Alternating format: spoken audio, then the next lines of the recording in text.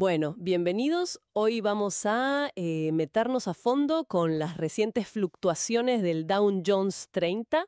Nos vamos a basar en el análisis que hace el canal Jesús Navarrete, por ahí del 5 y 6 de agosto de 2025. Y lo interesante acá es como una tensión que presenta la fuente, ¿no? Por un lado, advertencias macroeconómicas bastante serias, y por otro, el análisis técnico puro del día a día. Exacto. Y nuestro objetivo hoy es justamente desgranar cómo esta fuente maneja esa aparente contradicción.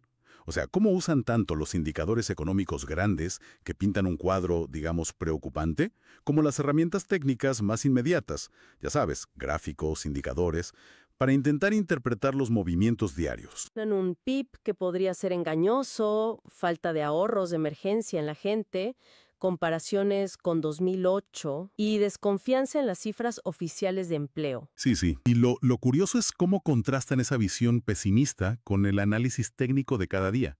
Un día justifican una subida por noticias, que llaman bombas atómicas económicas, y al otro te explican una caída con patrones como una vela lápida, que suele ser mala señal, ¿no? O el rechazo en las bandas de Bollinger. Usan un lenguaje muy visual como gallinero para la indecisión o descalabro para las caídas fuertes. Entonces, a ver, ¿cómo justifican operar así? Si ven esos nubarrones macro tan grandes, ¿por qué enfocarse tanto en el gráfico diario? Parece que es más bien por un tema práctico, ¿no? Para el trading a corto plazo. A pesar de las preocupaciones de fondo, pues, hay que tomar decisiones hoy. Y ahí entra su herramienta propia, el calculador de Milton. La presentan como predictiva, basada en su sistema. Aunque bueno, admiten que tiene un historial mixto. Mencionan aciertos, como uno el 25 de julio, pero también fallos, como el 29. Es parte de esa dualidad. Se apoyan en la herramienta, pero sin dejar de mirar el gráfico y el contexto. Hablamos de cómo se vio esto el 5 de agosto. El calculador daba un 99% de probabilidad de subida. Una barbaridad. Pero, ¿qué decía la propia fuente mirando los gráficos? Ahí está la tensión, justo. A pesar del calculador, el análisis visual de la fuente como que dudaba. Veía señales de agotamiento, ¿sabes? Incluso anticipaba una posible apertura a la baja, un open gap down. Al final, la sesión fue mixta. Hubo debilidad al principio, como sospechaban, pero la recuperación que esperaban, pues no llegó. Y cerró negativo. La fuente lo achacó a datos flojos del ICM de servicios que salieron ese día. Y bueno, la apertura bajista que preveían tampoco se dio. ¿Esos datos del ICM fueron clave entonces? ¿Qué más mostraron los indicadores económicos que mencionó la fuente? Pues mencionaron el PMI manufacturero, que ya llevaba 5 meses en contracción. Malo. Y el de servicios, aunque estaba apenas expansivo, justito por encima de 50, mostró una contracción preocupante en empleo. Y ojo, una subida fuerte en los precios pagados por las empresas.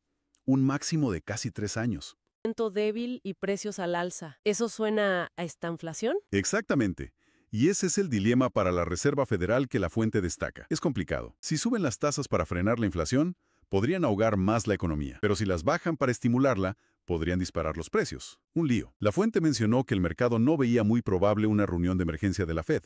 Solo un 12% de probabilidad le daban. Pero sí crecía la expectativa, más del 80% de un recorte de tasas en septiembre. Como diciendo, ahora calma, pero algo tendrán que hacer pronto. Entendido. ¿Y cómo terminó la cosa el 6 de agosto? Pues el índice dejó una vela de indecisión, una doji patas largas le llaman. Básicamente abrió y cerró casi igual, pero con mucho movimiento entre medio. Fue el quinto día seguido cerrando bajo la EMA 20, una media móvil importante para seguir tendencias cortas. Y revisando sus propias predicciones del día anterior, la fuente dijo que acertó al prever un cierre negativo y un máximo más bajo, pero falló al esperar la apertura bajista y un mínimo inferior. De hecho, el mínimo fue más alto, algo que señalaron como ambiguo. También mencionaron una comparación con Bitcoin, ¿verdad? Sí, sí, mostraron un patrón gráfico parecido en Bitcoin. Quizás veían un sentimiento similar en activos de riesgo. Y volvieron a la carga con la preocupación por el impacto de nuevas tarifas comerciales y las presiones políticas sobre la Fed. Incluso recordaron la estanflación de los 70s y las acciones de Reagan. Un poco de historia ahí. Entonces, con todo esto sobre la mesa, ¿qué perspectiva daban para el 7 de agosto? Técnicamente, mencionaron indicadores como el MACD y el Parabolic SAR, apuntando a la baja, y un rechazo en otra media móvil, la EMA 9, malas señales técnicas, digamos. Sin embargo, Su calculador de Milton indicaba sideline, o sea, neutralidad, con bajo riesgo y un nivel clave muy cerca del cierre anterior. Pero otra vez la tensión.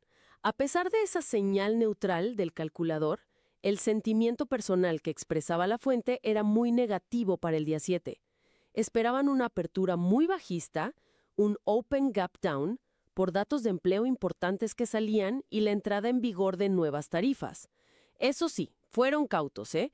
Remarcaron que no hacían una predicción formal por la gran incertidumbre de fondo. Y eso resume bien el desafío que refleja esta fuente, ¿no? El intento constante de leer las señales técnicas del día a día, patrones, indicadores, su calculador, pero todo dentro de un contexto macroeconómico muy complejo, lleno de incertidumbre política y con herramientas que, bueno, a veces sí, a veces no. Es un equilibrio difícil.